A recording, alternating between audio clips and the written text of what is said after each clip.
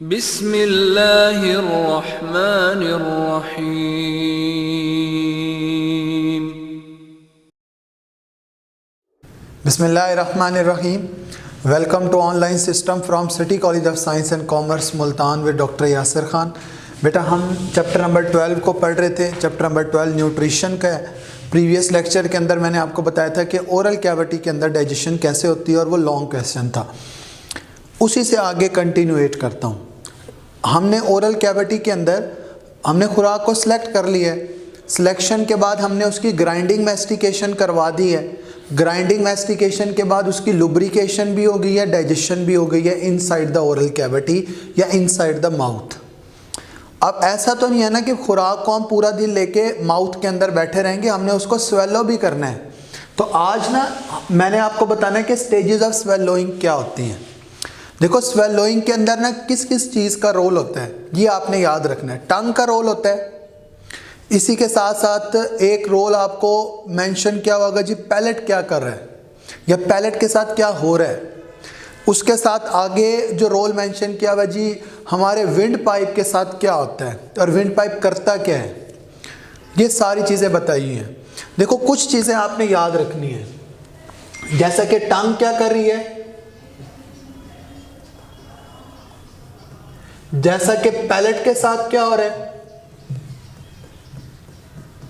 जैसा कि फेरिंग्स है, जैसा कि लेरिंग्स है। यही बातें आपने याद रखनी है। देखिए टंग एक सेंसरी और मस्कुलर ऑर्गन है। आपने फूड को स्वेलो करना है ना, एक ऐसी फूड को जो अब बोलस की शक्ल में ट्रांसफॉर्म हो गई है। ओरल कैविटी के अंदर जो हमारी फूड मौजूद होती है हम उसको फूड बोलस कहते हैं। अगर आपने उसको स्वेलो करना है ना तो हम टंग को क्या करते हैं, tongue moves upward and the backward. हम अपवर्ड मूव करवाते हैं और बैकवर्ड मूव करवाते हैं। देखो ये जो हमारी टंग है ना, उसके ऊपर ओरल कैविटी की जो रूफ है, जो छत है, वो पैलेट कहलाता है। पैलेट के दो पार्ट होते हैं, एक हार्ड पैलेट यानी आगे वाला और एक पीछे वाला जो सॉफ्ट पैलेट है। यानी टंग को अगर आप बैकवर्ड की जानिब रोल करते हैं तो जहाँ तक टंग जाके बैक को टच कर रही है तो वो वाला पार्ट जो है वो ओरल कैविटी की रूफ का वो सॉफ्ट पैलेट है। तो दो पार्ट मैंने आपको बताए पैलेट के, एक हार्ड पैलेट और एक सॉफ्ट पैलेट। ये जो हार्ड पैलेट होता है ये बोन्स पर मुश्तमिल होता है, पैलेटाइन बोन्स पर मुश्तमिल होता है। जबकि जो सॉफ्ट पैलेट होता है ना, वहाँ पर एक ओपनिंग मौजूद होती है। वो ओपनिंग हमारी ओरल कैविटी को और नेजल कैविटी को यानी नोज की कैविटी को आपस में कनेक्ट करवाती है। उसने क्या करवाना है, कनेक्ट करवाना है।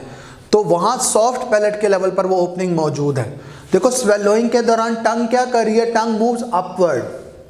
अच्छा जब अपवर्ड मूव करती है ना तो हार्ड पैलेट को पुश करवाती है and then it rolls backward, और बैकवर्ड की तरफ टंग हमारी रोल हो जाती है। अच्छा टंग जब बैकवर्ड की जानिब रोल होती है तो उस वक्त क्या होता है, जो सॉफ्ट पैलेट पर मौजूद ओपनिंग होती है ना उसको फिर क्लोज करवा दिया जाता है ताकि नेजल कैविटी से जो सिक्रीशंस है वो ओरल कैविटी में मजीद मिक्स ना हो। ठीक है, अब देखो जैसे तो नेजल कैविटी से जो सिक्रीशंस है वो ओरल कैविटी के अंदर मिक्स ना हो। तो एक तो टंग अपवर्ड मूव कर रही है ताकि हार्ड पैलेट को पुश करवाया जाए और एक टंग बैकवर्ड मूव कर रही है। अच्छा देखो जैसे ही हमारी टंग बैकवर्ड मूव करती है तो उससे क्या होता है, जो हमारा फूड बोलस है ये आपको डायग्राम के अंदर दिखाई दे रहा है, it will shift towards the back of oral cavity, towards the posterior portion of the oral cavity, वहाँ पे शिफ्ट हो जाता है। ठीक है, अब आप देखो posterior portion of oral cavity पे वो शिफ्ट होगा तो वहाँ पर जो पार्ट मौजूद होता है वो फेरिंग्स है। और फेरिंग्स एक ऐसा पैसेज है जिसको हम कहते हैं it is the common passage for both food as well as the air. ये खुराक का भी और हवा का भी एक कॉमन पैसेज होता है फेरिंग्स। और फेरिंग्स से यही जो फूड है इसने आगे शिफ्ट होना होता है और फेरिंग से ये खुराक किधर जाएगी। देखो ये आपको एक पार्ट दिखाई दे रहा है, ये वाला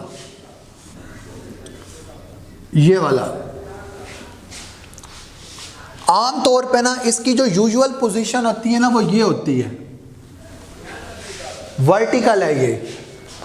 तो आम तौर पे ना ये जो मैंने जिस पार्ट को लेबल किया हम इसे क्या कहते हैं, हम इसको एपिग्लॉटिस कहते हैं। और एपिग्लॉटिस क्या है, epiglottis is the flap of elastic cartilage. Epiglottis is the flap of elastic cartilage. ठीक है, कार्टिलेज एक कनेक्टिव टिश्यू है, जैसे आप पढ़ते हो ना बोन एक कनेक्टिव टिश्यू है लेकिन बोन रिजिड है, कार्टिलेज एक कनेक्टिव टिश्यू है लेकिन सॉफ्ट है। ठीक है, जैसे आप देखो कि आपका जो एयर है वो एयर जो है वो कार्टिलेज पर मुश्तमिल है, नोज का जो ये डिस्टल पार्ट है ये कार्टिलेज पर मुश्तमिल है। वैसे ही आपने पढ़ा कि ये जो एपिग्लॉटिस होता है it is the flap of elastic cartilage, उस पर मुश्तमिल होता है। आमतौर पर इसकी पोजीशन क्या है, वर्टिकल है, इरेक्ट है, लेकिन जैसे स्वेलोइंग का मैकेनिज्म होता है तो यही जो एपिग्लॉटिस होता है इट बिकम्स मोर और लेस हॉरिजेंटल, तकरीबन हॉरिजेंटल हो जाता है, इट बिकम्स मोर और लेस हॉरिजेंटल, इसने तकरीबन हॉरिजेंटल हो जाना है। अच्छा, ये हॉरिजेंटल किस मकसद के लिए हुआ है, क्योंकि ये जो दो पाइप्स है ना, एक लेरिंग्स है और साथ में एसोफेगस है, ये बिल्कुल ना आमने सामने है।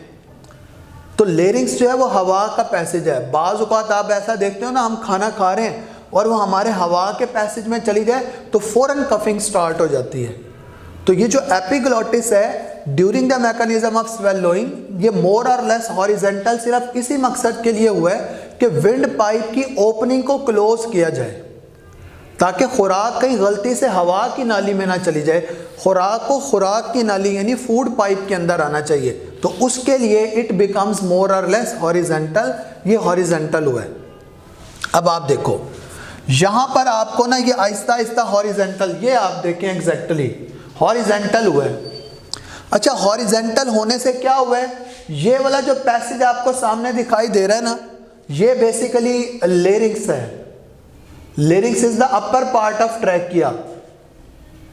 लेरिंग्स को हम वॉइस बॉक्स कहते हैं, लेरिंग्स को हम वॉइस बॉक्स कहते हैं, जबकि ट्रैकिया को हम विंड पाइप कहते हैं। तो larynx is the upper part of trachea. तो इसने क्या किया, इस एपिग्लॉटिस ने जब ये मोर और लेस हॉरिजेंटल हुआ तो इसने ओपनिंग ऑफ द लेरिंग्स को क्लोज करवाया, लेकिन थॉरली क्लोज नहीं करवाया। आप फिर भी देखें कुछ एरिया आपको ऐसा दिखाई दे रहा है जो यहाँ पर ओपन भी है, पार्शली क्लोज करवाता है। वरना तो ऐसा होना कि हम खाना खा रहे हो, हमारा सांस बंद हो जाए और हम मर जाएं।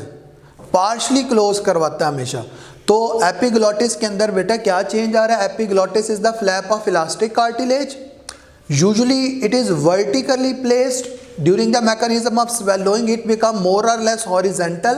किस मकसद के लिए, to close the opening of larynx. अच्छा, जो लेरिंग्स की ओपनिंग होती है ना, हम उसको ग्लॉटिस कहते हैं, ओपनिंग ऑफ लेरिंग्स को। तो ग्लॉटिस में और एपिग्लॉटिस में फर्क है। ग्लॉटिस क्या है, ओपनिंग ऑफ द लेरिंग्स है, एपिग्लॉटिस क्या है, फ्लैप ऑफ इलास्टिक कार्टिलेज है। तो epiglottis when it becomes more और less horizontal it closes, it partially closes the opening of larynx, और हम उस ओपनिंग ऑफ लेरिंग्स को ग्लॉटिस कहते हैं। समझ आई बात। तो एपिग्लॉटिस का हमें पता चल गया, टंग का हमें पता चल गया, फेरिंग्स का हमें पता चल गया। लेरिंग्स देखो, लेरिंग्स वो है जिसे मैंने अपर पार्ट ऑफ ट्रैकिया कहा है। ये आपको अच्छा देखो, जो हवा की नाली है ना वो सामने है, जो खुराक की नाली है ना वो पीछे है।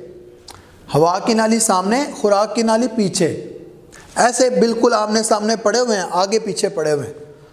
तो आप कॉमनली सामने हाथ रख के ऑब्जर्व करें, और जब आप खाना खा रहे हो तो उस वक्त आप देखेंगे जो आपका हवा की नाली है ना सामने वाली, ये लेरिंग्स जो है ये बेसिकली अपवर्ड मूव करता है। यानी जब मैकेनिज्म ऑफ स्वेलोइंग होता है तो सामने अगर आप हाथ रखें ना तो ये अपवर्ड को मूव कर रहा है। इसका मतलब ये हुआ कि लेरिंग्स ने क्या करना है, वो बेसिकली कार्टिलेज है सारा का सारा, इट मूव्स अपवर्ड। तो मैंने ना मुख्तलिफ चेंजेस बतानी थी, वो चेंजेस मैंने आपको बताई कि मैकेनिज्म ऑफ स्वेलोइंग के दौरान ना क्या क्या हो रहा है। अब आप देखो स्टेजेस ऑफ स्वेलोइंग हमें पता चल गई। यहाँ पे क्या हो रहा है, टंग अपवर्ड बैकवर्ड मूव कर रही है, फूड बोलस को बैकवर्ड की तरफ यानी posterior portion of oral cavity की तरफ शिफ्ट करवा रही है। इधर आपने देखा एपिग्लॉटिस मोर और लेस हॉरिजेंटल हुआ, फूड बोलस जो है वो रेस्पेक्टिव फूड पैसेज के अंदर जा रहा है। फूड पैसेज क्या है, एसोफेगस, जो कि विंड पाइप के बैक को पड़ा हुआ है। इधर आप देखें अभी वो वर्टिकली प्लेस्ड है, इधर हॉरिजेंटल हो गया। अब फूड बोलस बाकायदा तौर पर हमारे फूड पैसेज के अंदर चला गया। अच्छा, ये जो फूड पैसेज है ना हमारा, वो क्या है? एसोफेगस है। सेकेंड ईयर जब आप पढ़ेंगे ना, उसमें आपको अंदाजा होगा हमारी बॉडी के अंदर ना मसल्स भी हैं, मस्कुलोस्केलेटल सिस्टम, और 3 तरह के मसल्स हैं, स्केलेटल, स्मूथ और कार्डियक मसल्स। याद करने का तरीका है, कार्डियक मसल्स हमारे हार्ट के लेवल पर है, स्केलेटल मसल हमारी बोन्स के साथ अटैच हैं, और स्मूथ मसल्स जितने हमारे इंटरनल ऑर्गन्स मौजूद हैं, चाहे वो किडनी है, चाहे वो स्टमक है, चाहे वो लंग्स हैं, कोई भी इंटरनल ऑर्गन है हार्ट को छोड़ के, तो वहाँ पे हम कहते हैं जी स्मूथ मसल्स मौजूद हैं। तो एसोफेगस जो है वो एक ट्यूब है, एक ऑर्गन के तौर पर बिहेव कर रहा है। तो एसोफेगस के अंदर बेसिकली क्या होता है? स्मूथ मसल्स होते हैं। अच्छा, स्मूथ मसल्स का अरेंजमेंट है कि इनमें ना इनर जो होते हैं इस तरीके से मौजूद होते हैं कि जो इनर अरेंजमेंट होता है वो सर्कुलर होता है, इनर अरेंजमेंट सर्कुलर, जबकि outer arrangement of the smooth muscle longitudinal होता है। आउटर लॉन्गिट्यूडनल है और इनर सर्कुलर है, यानी अंदर वाले ऐसे अरेंज होते हैं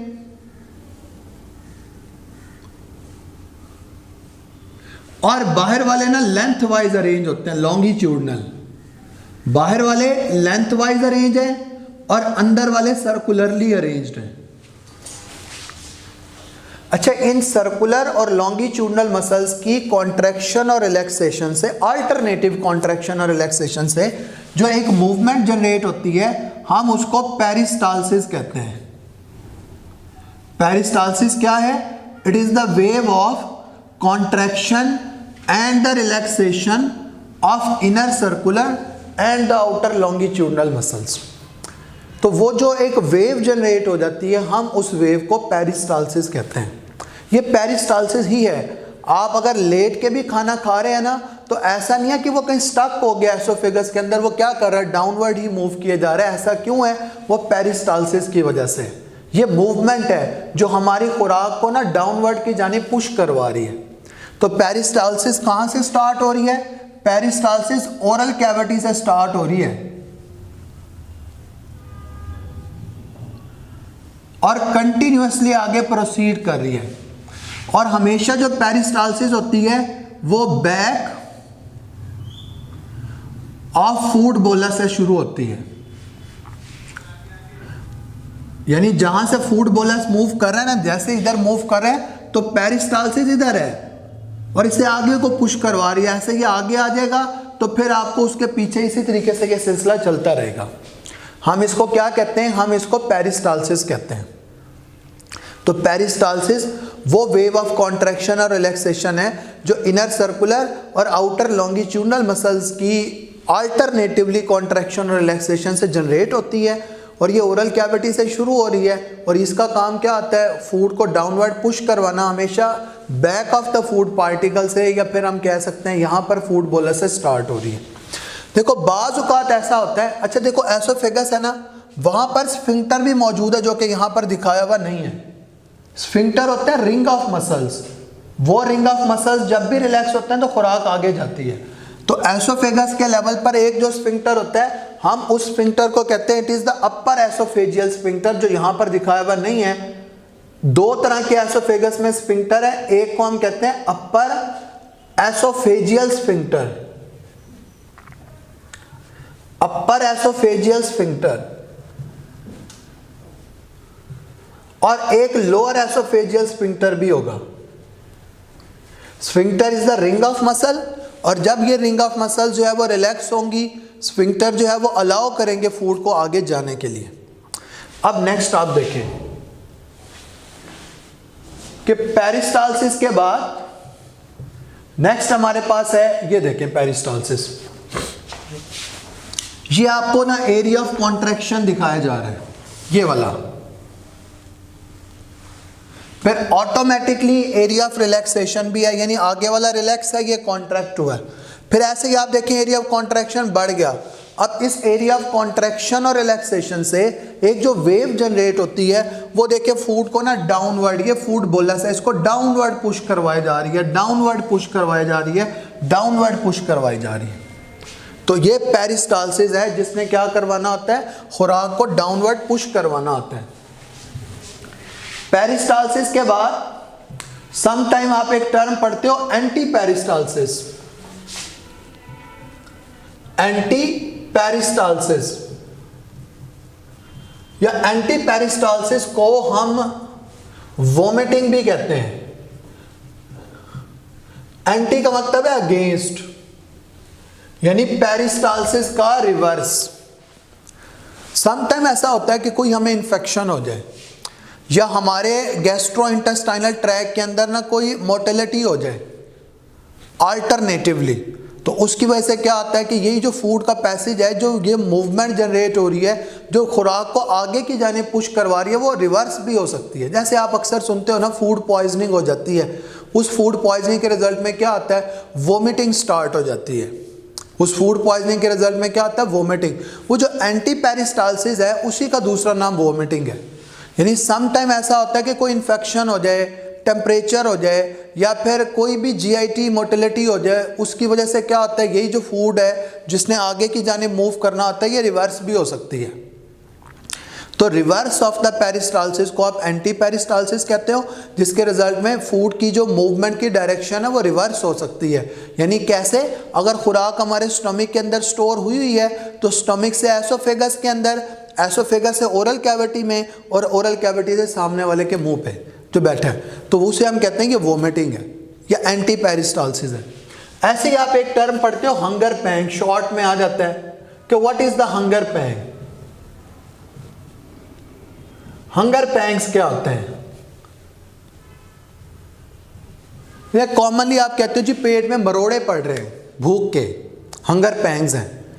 हंगर पैंग्स को हम कहते हैं, ये पेरिस्टाल्टिक कॉन्ट्रैक्शंस हैं, ये पेरिस्टाल्टिक कॉन्ट्रैक्शंस हैं,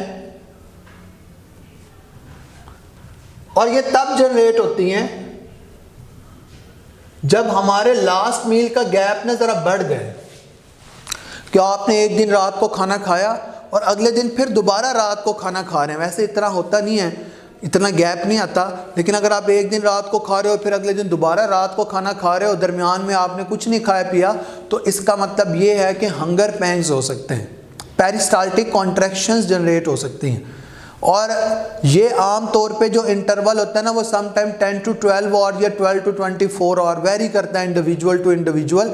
ऐसा होता क्यों है? क्योंकि बेटा जो कुछ भी हम खाते हैं ना, वो बेसिकली जब डाइजेस्ट होता है तो फिर हमारी इंटेस्टाइन से वो एब्जॉर्ब होकर ब्लड के अंदर भी जाता है, और फिर ब्लड का काम है कि उन तमाम न्यूट्रिएंट्स को बॉडी सेल्स तक पहुंचाना according to the need of the body, body की जितनी ज़रूरत है उसके अकॉर्डिंगली उसे बॉडी सेल्स तक पहुंचाना, ये ब्लड का काम होता है। समझ आई बात? अब आप देखो, अगर आप नहीं खा पी रहे तो इसका मतलब ये है कि ब्लड के अंदर जो ग्लूकोज का लेवल है वो कम हो जाएगा, और ब्लड के अंदर ग्लूकोज के लेवल के कम होने को हम कहते हैं हाइपोग्लाइसीमिया। ब्लड के अंदर ग्लूकोज के लेवल के कम होने को हम क्या कहते हैं? हाइपोग्लाइसीमिया, यानी low level of the blood glucose. अगर ब्लड में ही ग्लूकोज नहीं है तो खुद ही अंदाजा लगा लेना आप कि हमारे बॉडी सेल्स तक कैसे पहुंचेगी। इसी को आप कहते हो hunger pangs. Hunger pangs are the peristaltic contractions which are actually generated when the gap of the last meal is 10 to 12 और भी हो सकता है, 12 to 24 और भी हो सकता है। तो जब इतना ज़्यादा हो जाता है तो फिर क्या होता है, ब्लड में ग्लूकोज का लेवल कम हो जाता है, हाइपोग्लाइसीमिया, जिसकी वजह से हम कहते हैं हंगर पैंग्स होते हैं। समझ आई बात? तो ये मैंने आपको बताया कि स्वेलोइंग क्या है, स्वेलोइंग की वेरियस स्टेजेस क्या होती हैं, एसोफेगस क्या है, और एसोफेगस के अंदर ना कॉन्ट्रैक्शन और रिलैक्सेशन कैसे होती है। इसके बाद इंपॉर्टेंट लॉन्ग है, और वो है डाइजेशन इन स्टमक को आप एक्सप्लेन कर दें। डाइजेशन इन स्टमक को आपने एक्सप्लेन करना है ना, तो पहले आप उसकी देखें एनाटॉमी। एनाटॉमी कहते हैं हम स्ट्रक्चर को, एनाटॉमी हम कहते हैं स्ट्रक्चर को। तो पहले हम उसका स्ट्रक्चर देखेंगे, फिर हम देखेंगे स्टमक का फंक्शन क्या होता है। देखिए स्टमक ना एक मस्कुलर बैग है, बैग की तरह का स्ट्रक्चर है। मैंने जब इंट्रोडक्टरी लेक्चर दिया था ना डाइजेशन इन मैन के अंदर, तो मैंने आपको एक बात बताई थी कि स्टमक वो पार्ट होता है बेसिकली जिसका काम होता है फूड को स्टोर करना, और हमारी जो एलिमेंट्री कैनाल है उसमें दो जगह पर खुराक स्टोर हो रही है, एक स्टमक के अंदर और दूसरा रेक्टम के अंदर। फ़र्क इतना होता है कि स्टमक जिस खुराक को स्टोर कर रहा है वो पार्शली डाइजेस्टेड फूड है, जबकि रेक्टम जिस फूड को स्टोर करता है वो अनडाइजेस्टेड फूड होती है। स्टमक की एनाटॉमी आप देखें, स्टमक मौजूद किधर है? स्टमक जो है वो लेफ्ट साइडेड है। याद करने का तरीका है कि स्टमक का जो अपर एंड होता है ना, या एंटीरियर एंड होता है, उसको हम कहते हैं ये जी कार्डियक एंड है, और हमारा जो हार्ट होता है स्लाइटली लेफ्ट साइडेड है ना, तो स्टमक भी ऐसे ही है। ये जो स्टमक है, एक इसका ये अपर पार्ट है। सारी आपने एनाटॉमी लेबल नहीं करनी, जितनी बुक में उसी के अकॉर्डिंग आपने लेबल करनी है। तो एक अपर पार्ट है, अपर एंड को हम कहते हैं ये जी, ये वाला जो एंड है ना, ये कार्डियक एंड है। ये वाला एंड कौन सा है? कार्डियक एंड है। और कार्डियक एंड वाली साइड पर एक स्फिंक्टर मौजूद होता है, जिस स्फिंक्टर को हम कहते हैं, अपर एंड वाली साइड पर बेटा जो स्फिंक्टर मौजूद है, हम उस स्फिंक्टर को कहते हैं कि कार्डियक स्फिंक्टर है। इसके बाद ये जो स्टमक है, ये आगे ना इसकी बॉडी मौजूद है। देखो एक पार्ट है फंडस, ये वाला पार्ट, ये फंडस है। बाकी ये जो पार्ट है ना, ये सारी की सारी आपको बॉडी दिखाई देती है। पोस्टीरियर एंड वाली साइड पर स्टमक का जो पार्ट होता है, हम उस एंड को कहते हैं पाइलोरस एंड। उस एंड को हम क्या कहते हैं? Pylorus and. और पाइलोरस एंड वाली साइड पर जो स्फिंक्टर मौजूद होता है, हम उस स्फिंक्टर को कहते हैं it is the pyloric sphincter. तो एक कार्डियक स्फिंक्टर है, एक पाइलोरिक स्फिंक्टर है, और एक मैंने पार्ट आपको बताया फंडस, और एक पार्ट मैंने आपको बताया क्या? बॉडी। अच्छा देखो, स्टमक की लेयर्स के अंदर अगर आप देखेंगे ना, तो स्टमक की जो आउटर मोस्ट लेयर होती है, यहाँ पर मेंशन किया हुआ है सिरोजा, और ये जो सिरोजा होती है ये कनेक्टिव टिश्यू की लेयर है। सिरोजा क्या है? कनेक्टिव टिश्यू की लेयर है। जो मिडल लेयर होती है वो मस्कुलैरिस लेयर होती है। मिडल लेयर क्या है? मस्कुलैरिस लेयर है। अगेन ये ऑर्गन है, स्टमक इज एन ऑर्गन। तो मैंने आपको बताया कि जो इंटरनल ऑर्गन्स होते हैं वहाँ पर हमारे कौन से मसल्स होते हैं? स्मूथ मसल्स होते हैं। और स्मूथ मसल्स का आपने अरेंजमेंट पढ़ा है कि सर्कुलर हैं अंदर वाले, और आउटर वाले लॉन्गिट्यूडनल है। हमारी बुक में ओब्लीक नहीं है, आपने ओब्लीक याद नहीं रखना, ये फेडरल की बुक में है। तो अंदर वाले मसल्स सर्कुलर मसल्स हैं, आउटर मसल्स क्या हैं? लॉन्गिट्यूडनल मसल्स हैं। और मैंने आपको बताया कि सर्कुलर और लॉन्गिट्यूडनल मसल्स की अल्टरनेटिवली कॉन्ट्रैक्शन और रिलैक्सेशन से जो वेव एक जनरेट होती है, that is known as the peristalsis. हम उसको क्या कहते हैं? पेरिस्टाल्सिस कहते हैं। सबसे जो इनर वाली लेयर होती है, वो इनर लेयर जो है वो म्यूकोजा है। आपने सब म्यूकोजा भी याद नहीं रखनी, ये हमारी बुक में नहीं है, म्यूकोजा है। अच्छा, ये जो स्टमक की म्यूकोजा की लेयर होती है, ये एक ऐसी टिपिकल लेयर होती है जहां पर गैस्ट्रिक ग्लैंड्स मौजूद होते हैं। स्टमक की जो इनर मोस्ट लेयर है, that is the layer of mucosa, वहां पर क्या मौजूद है? गैस्ट्रिक ग्लैंड्स मौजूद हैं। अब ये गैस्ट्रिक ग्लैंड्स में कौन कौन से सेल्स मौजूद होते हैं, और ये गैस्ट्रिक ग्लैंड्स करते क्या हैं, इसी से मैं अगला लेक्चर शुरू करूंगा। आज के लेक्चर में जो भी बात बेटा आपको समझ नहीं आई, आप व्हाट्सएप ग्रुप्स के अंदर पूछ सकते हैं। आज के लिए डॉक्टर यासिर खान को खुदा हाफिज़ कहें आप।